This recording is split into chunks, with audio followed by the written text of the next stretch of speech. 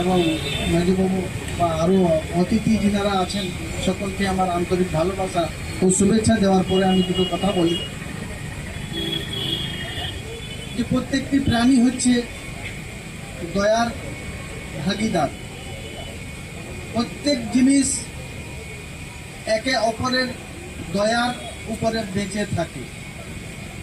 আমাদের নবীজি হযরত মুহাম্মদ সাল্লাল্লাহু আলাইহি ওয়াসাল্লাম একটি বাণী বলেছেন, সেই বাণীটি আমি বলি। আমাদের মুসলমান ভাইরা যারা আছেন তাদেরকে বিশেষ করে বলি, এবং আরও যারা ভাইরা আছেন আপনারা উপস্থিত, যিনারা এই উদ্দেশ্যে এই মঞ্চটাকে বা এই সোসাইটিটাকে তৈরি করেছেন, যে সমস্ত গোমাতারা এখানে বিভিন্ন ধরনের লাওয়ারিসের মতো ঘুরে বেড়ায়, সেইগুলো যাতে এই ধরনের লাওয়ারিস না হয়ে থাকে।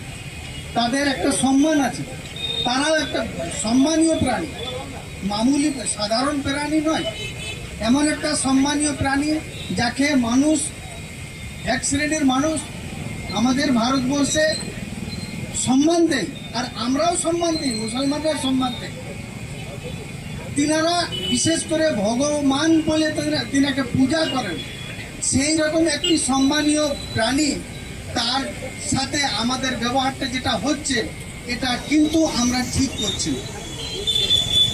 আমাদের নবীজি একটি বাণী বলেছেন, সেই বাণীটি আপনাদেরকে বলি।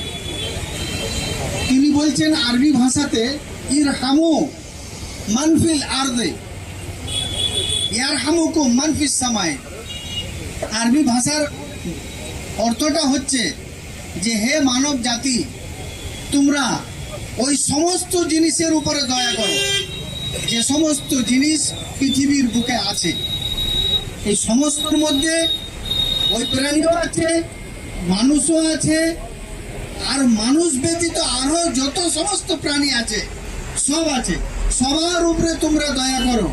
তোমাদের উপরে দয়া ওই করবে যে উপরে বসে আছে।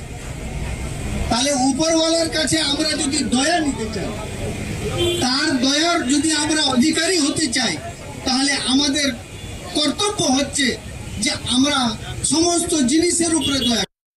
বিশেষ করে যে উদ্দেশ্য নিয়ে এখানে মঞ্চে আজকে সকলেই আমরা উপস্থিত হয়েছি, ওই মূল উদ্দেশ্য হচ্ছে এই যে প্রাণী যার ব্যাপারে উল্লেখ করা হচ্ছে, বিশেষ করে তার সম্মান দেওয়া এবং তার রক্ষণাবেক্ষণের দায়িত্ব মালিকানা যার থাকে, তিনি তার রক্ষণাবেক্ষণ ভালো করে করুন এবং